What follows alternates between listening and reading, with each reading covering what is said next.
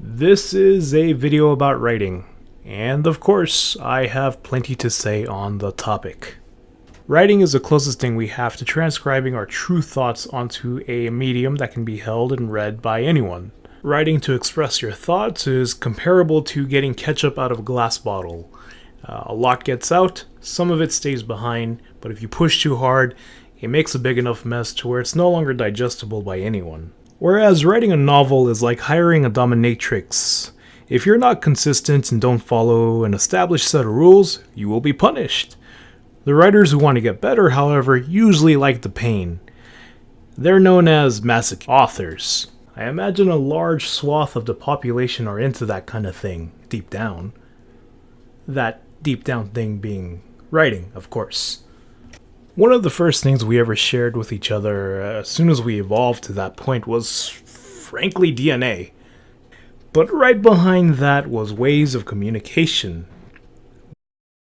One of those being stories. Now, I know you've heard this a million times already. What am I getting at? We all communicate through stories. That means we all have the potential to write.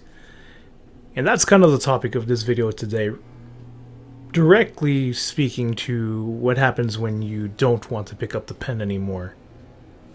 It's way too easy to think that you don't have anything interesting to say, but this is going out to the aspiring writer who finds the pen way too heavy.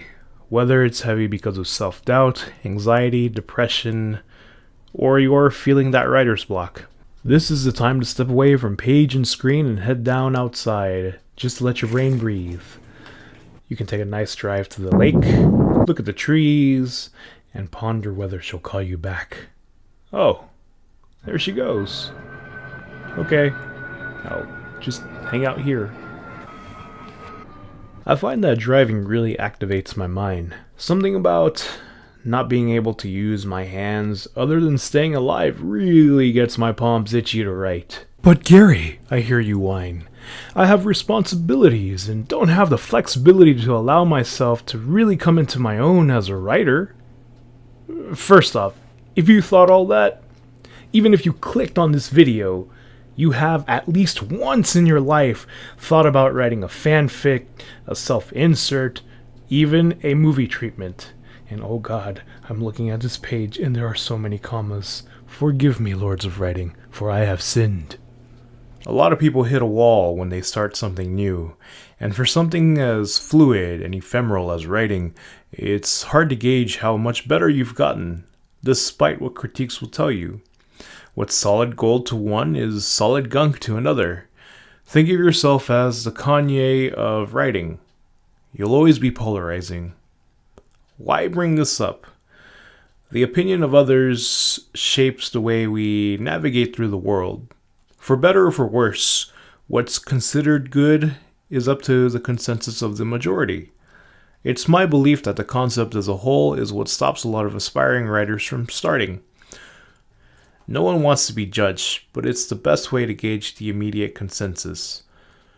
Harsh criticism and the resilience in its face is the flame to forge the sword. You like that? I came up with that as I was writing that. It's a very, very good metaphor to put in. Because I feel like, especially when you're being critiqued rather harshly, it just builds you up. Especially if you sit, listen, take notes, and really apply it to your work. I'm going to hit you guys with a quick story, if that's okay. It happened pretty recently in our writing group. We had an individual, and this person was very unique. They had their own sense of just being. Their outfits would always, differ depending on what the week was for them. At least that was my assumption. And so naturally, whenever this person submitted something for the critique, we were all very excited to see just what this person could do. Now, I had a chance to read it myself, and just like everyone else, we were a bit surprised that it wasn't, let's be real, it wasn't up to snuff as we expected. But we could definitely see potential there. There's definitely some really good aspects there. There's some really good understanding of writing in general that was obviously above a beginner, clearly. But when we sat this person down and did our critiques, I know the reactions because I used to be really bad at taking criticisms, and I know the body language, the way your face gets, the way this person received the criticisms. They kept nodding, okay, yeah, and just kind of dismissing all the criticisms because in this person's mind, we were all wrong. And maybe we are, maybe we were, maybe this person's style of writing would be appealing to another niche out there.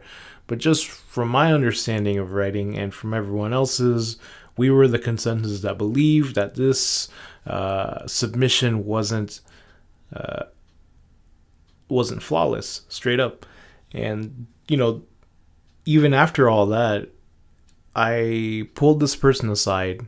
I told this person, like, hey, it's harsh now, but you definitely have the potential to get better. You definitely have the potential to really step it up because there are some good elements you put in there. I reiterated what I said to this person whenever it was my turn to critique.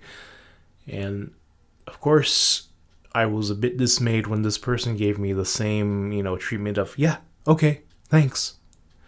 And since then, I haven't seen that person, and I worry that the critique might have turned this person off from writing. Now, I could be generalizing, I could be being super presumptuous, but yeah, that's kind of a little side thing I wanted to talk about real quick, because I don't know this person entirely, like, from top to bottom, clearly. I've talked to this person a few times, but we never really got into the real underlying deep connection type level of communication. But just from what I've seen, this person let the flame burn them rather than forge them.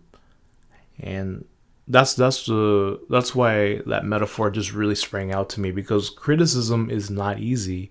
Especially sitting there and being told that what you thought was perfect was not perfect.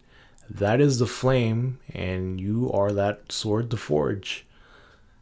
I hate to say it, but just judging from that one interaction, I feel like this person let the flame consume them. They just didn't accept it. But yeah, that's why I went with that metaphor, and I want to just sideline real quick. But on to my final point, if I can just transition over to that, is simply go forth. Make yourself cringe. Let your close circle tear you down. Finish that rewrite. Submit that query. Get rejected.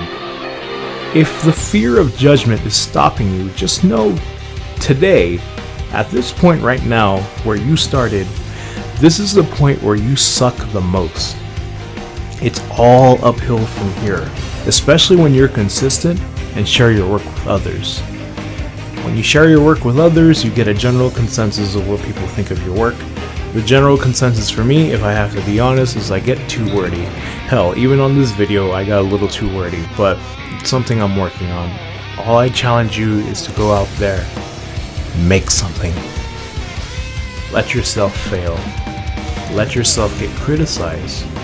Let yourself get better.